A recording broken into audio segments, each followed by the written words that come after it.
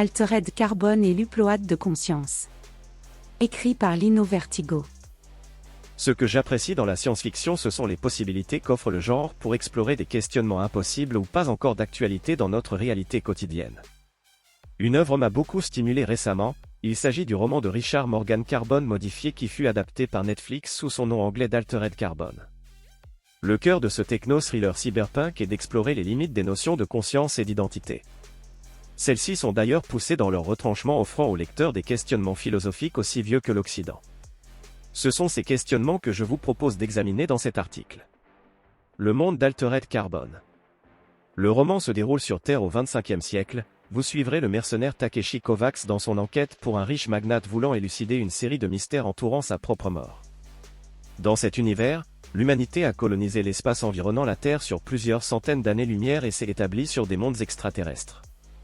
Les humains ont également atteint l'immortalité numérique. L'immense majorité d'entre eux se font greffer une pile corticale réinscriptible à la base de la nuque.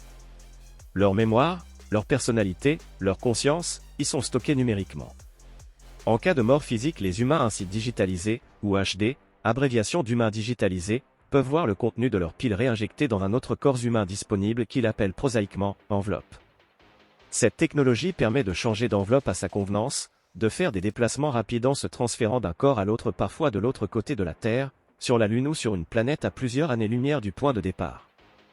Un humain digitalisé ne peut, normalement, se trouver que dans une pile à la fois.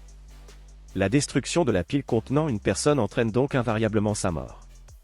Une autre possibilité de fusion homme-machine. Comme vous pouvez le supposer, cette technologie de pile corticale ouvre un champ de possibilités plus que stimulante que je ne dévoilerai que succinctement ici pour ne pas vous priver du plaisir de la découverte si d'aventure vous vous lanciez dans la lecture du livre. L'idée de conscience digitalisée est en un sens l'opposé du concept de cyborg qui se retrouve bien plus fréquemment représenté dans les œuvres de science-fiction. En effet, un cyborg est un humain qui a vu son corps partiellement ou totalement remplacé par des organes robotiques, à l'exception de son cerveau qui reste le siège de sa conscience. Citons le Major Motoko Kusanagi dans Ghost in the Shell, qui illustre parfaitement ce concept. Dans Altered Carbon, c'est à l'inverse, le cerveau qui se retrouve en partie remplacé via la numérisation de la conscience sur un support artificiel alors que le corps biologique est totalement conservé.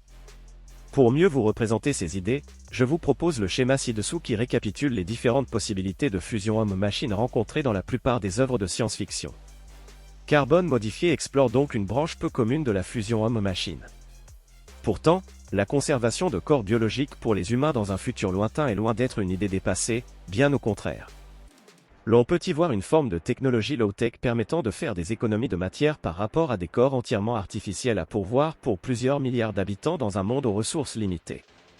C'est là en conservant les capacités d'interaction avec l'environnement que nous fournit un corps organique, qui plus est. Il subsiste cependant la question de la préservation de la conscience dans une telle configuration homme-machine. Nous verrons plus loin comment le roman traite cette problématique. Le concept de cyborg reste également valable, le cerveau humain offre un très bon ratio de puissance de calcul par volume de matière. Ce qui permet d'obtenir une bonne puissance de calcul à moindre coût, conjugué à un corps permettant des interactions plus poussées avec son environnement. Il est donc tout à fait permis de penser que dans un futur très technologique, ces deux chemins de fusion homme-machine, le cyborg et l'humain digitalisé seront non seulement possibles mais coexistants. Il y a donc deux chemins envisageables, le chemin du corps qui est la voie du cyborg impliquant une transformation du corps en machine et le chemin de l'esprit qui est la voie de l'humain digitalisé, impliquant la digitalisation de l'esprit humain. La question de la conscience, du « moi » et de l'identité dans Carbone modifié. Revenons au questionnement induit par la technologie des piles corticales de carbone modifié. Plus spécifiquement sur la question de la conscience et de l'identité. Qu'est-ce que la conscience? Peut-elle être contenue dans la pile corticale d'un être humain? Le « moi » des individus est-il intégrable à un organe robotique? Restons-nous la même personne en transférant le contenu d'un disque dur dans un nouveau corps? Et après réécriture des données du dit disque sur un autre? Au risque de vous décevoir, sachez qu'actuellement, nous ne comprenons toujours pas la conscience. Cela reste un débat actif en science et en philosophie car nous ne savons pas vraiment comment ce processus du cerveau fonctionne ni dans quelle mesure il est lié à cet organe. Nous pouvons globalement la définir comme un phénomène émergent des interactions du cerveau qui nous donne la capacité de ressentir des émotions, suite à des flux de perception. Le « moi », quant à lui est la supposée unité persistante de notre conscience, c'est ce qui lie toutes nos perceptions, toutes nos expériences conscientes. Il nous donne un sens de continuité et d'identité à travers le temps et les expériences. Depuis David Hume, 1711 à 1776, il est majoritairement admis que ce « moi » ou « soi » n'est qu'une illusion, une somme de flux continus, de perceptions évanescentes en perpétuel changement. Il y a certains philosophes qui imaginent que nous avons à tout moment la conscience intime de ce que nous appelons notre moi, que nous sentons son existence et sa continuité d'existence, et que nous sommes certains, par une évidence plus claire que celle de la démonstration, de son identité et de sa simplicité parfaite. Pour ma part, quand je pénètre le plus intimement dans ce que j'appelle moi, je bute toujours sur une perception particulière ou sur une autre, de chaud ou de froid, de lumière ou d'ombre, d'amour ou de haine, de douleur ou de plaisir. À aucun moment je ne puis me saisir, moi, sans saisir une perception, ni ne puis observer autre chose que la perception. Quand mes perceptions sont écartées pour un temps, comme par un profond sommeil, aussi longtemps, je n'ai plus conscience de moi et on peut dire vraiment que je n'existe pas. Si toutes mes perceptions étaient supprimées par la mort et que je ne puisse ni penser ni sentir, ni voir, ni aimer, ni haïr après la dissolution de mon corps, je serais entièrement annihilé et je ne conçois pas ce qu'il faudrait de plus pour faire de moi un parfait néant. Les hommes ne sont rien qu'un faisceau ou une collection de perceptions différentes qui se succèdent les unes aux autres avec une inconcevable rapidité et qui sont dans un flux et un mouvement perpétuel. L'esprit est une sorte de théâtre où diverses perceptions font successivement leur apparition, elles passent, repassent, se perdent et se mêlent en une variété infinie de positions et de situations. Il n'y a à proprement parler en lui ni simplicité à un moment, ni identité dans des moments différents, quelque tendance naturelle que nous puissions avoir à imaginer cette simplicité et cette identité. David Hume, Traité de la nature humaine, 1739. Cependant, ce mirage d'une cohésion que nous appelons le « moi » a une utilité primordiale. C'est ce qui permet aux organismes de survivre dans le temps, de se perpétuer et de se développer. Comme le décrit Takeshi Kovacs dans Carbone modifié. Le « moi » est l'illusion sans laquelle rien n'est possible. Supposez que vous ayez connu quelqu'un, il y a longtemps. Vous partagez les choses, vous buvez à vos sources mutuelles. Puis vous vous éloignez, la vie vous entraîne dans des directions différentes. Les liens ne sont pas assez forts, ou les circonstances extérieures vous séparent. Des années plus tard, vous rencontrez cette personne de nouveau, dans la même enveloppe, et vous recommencez. D'où vient l'attraction ? Celle que vous aimez est-elle la même personne ? Oh, elle porte le même nom, la même apparence physique, mais est-elle la même ? Les choses qui ont changé sont-elles annexes et sans importance ? Les gens changent, mais à quel point ? Quand j'étais enfant, je croyais qu'il y avait une personne essentielle, une sorte de personnalité centrale autour de laquelle les éléments de surface pouvaient évoluer sans modifier l'intégrité de son identité. Plus tard, j'ai commencé à comprendre qu'il s'agissait d'une erreur de perception, causée par les métaphores que nous employons pour nous définir. La personnalité n'est rien de plus que la forme passagère d'une des vagues devant soi, ou, pour ralentir le processus à une vitesse plus humaine, la personnalité est une dune. Une forme passagère qui répond au stimulus du vent, de la gravité, de l'éducation. De la carte des gènes. Tout est sujet à l'érosion et au changement. La seule façon de rester soi est de se mettre en pile pour toujours.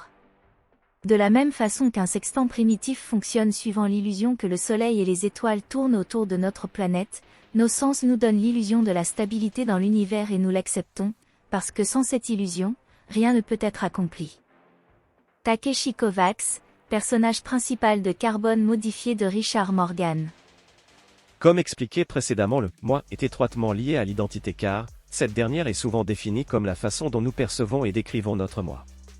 Le « moi » étant un concept plus large qui inclut également nos pensées, nos émotions et d'autres aspects de notre expérience subjective, tandis que l'identité est plus spécifiquement liée à notre perception de qui nous sommes en tant qu'individus distincts.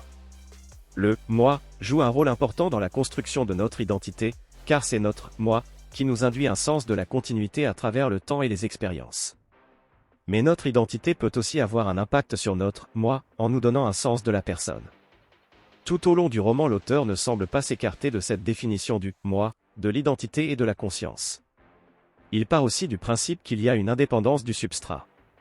C'est-à-dire qu'importe le support sur lequel est stockée la conscience d'un être humain, que ce soit un cerveau biologique ou un support informatique, son identité sera préservée. C'est cette propriété qui permet la technologie des piles via l'upload de conscience. Toutes ces notions et définitions du « moi » et de la conscience ne sont bien entendu pas totalement acceptées chez tous les personnages du roman, les hommes et femmes catholiques s'y opposant notamment. Ceux-ci rejettent catégoriquement cette conception de la conscience et restent attachés à la notion d'âme, au point de s'interdire tout réenveloppement en cas de mort. Cette différence de point de vue va être un élément central dans l'enquête de Takeshi Kovacs. Le problème de la continuité de la conscience, le bateau de Thésée. Nous avons vu que Richard Morgan prend une conception couramment admise de la conscience et qu'il part du principe d'indépendance du substrat pour construire son univers. Il va cependant faire un choix tout à fait singulier quant à la façon dont la société humaine a choisi d'appréhender la continuité de la conscience en cas de changement de support. En effet, sur cette terre du XXe siècle, à peu près tout le monde semble accepter le fait que pour chaque changement de support, c'est-à-dire à chaque réinscription de pile pour un individu, la continuité du « moi » de la personne est préservée. Or, loin d'être une évidence, j'aurais même tendance à affirmer que c'est faux. Car, factuellement, c'est un processus de création de copie avec destruction de l'original et donc de disparition du « moi » de base pour ne laisser que la copie. Ce problème d'original et de copie hante l'Occident depuis l'Antiquité, les Grecs l'avaient déjà perçu et essayèrent d'y répondre avec l'expérience philosophique du « bateau de Thésée », et je crois que cette expérience reste toujours aussi pertinente 23 siècles plus tard. Le navire à 30 rames sur lequel Thésée s'était embarqué avec les jeunes enfants, et qui le ramena heureusement à Athènes, fut conservé par les Athéniens jusqu'au temps de Démétrius de Phalère. Ils en ôtaient les pièces de bois, à mesure qu'elles vieillissaient, et ils les remplaçaient par des pièces neuves, solidement enchâssées. Aussi les philosophes, dans leur dispute sur la nature des choses qui s'augmentent, citent-ils ce navire comme un exemple de doute, et soutiennent-ils, les uns qu'il reste le même, les autres qu'il ne reste pas le même. Plutarque vit des hommes illustres. Un des moyens de répondre à cette problématique de changement de support est donc d'établir une continuité matérielle dans le changement de support, en remplaçant au fur et à mesure les éléments matériels du support. Mais à quel rythme, et malgré ces précautions, est-ce que le « moi » et ou l'identité est réellement préservé? Le roman n'explore pas directement ce questionnement, il l'enjambe en montrant simplement quelles en seraient les conséquences, la gestion de la sauvegarde de conscience, le déplacement instantané grâce à l'envoi des données d'une pile vers une autre. Conclusion. Carbone modifié est à mon sens un excellent roman cyberpunk, mettant en avant un concept trop rarement exploré que cette technologie de « pile » corticale. Il permet d'appréhender tout un ensemble d'expériences philosophiques de manière efficace même s'il ne va pas totalement au fond de ces questionnements car l'intrigue reste avant tout celle d'un roman policier cyberpunk. Il n'en est pas moins suffisamment bien écrit pour immerger au sein d'un univers fascinant qui fourmille de détails notamment lorsqu'il aborde les multitudes conséquences sociales qu'entraînerait la technologie des piles corticales. Et ce notamment par l'introduction de personnages au caractère profond et marqué. Je ne peux que chaudement vous recommander cette lecture ô combien supérieure à son adaptation Netflix qui ne manque pas de qualité, mais n'égale pas l'œuvre originale.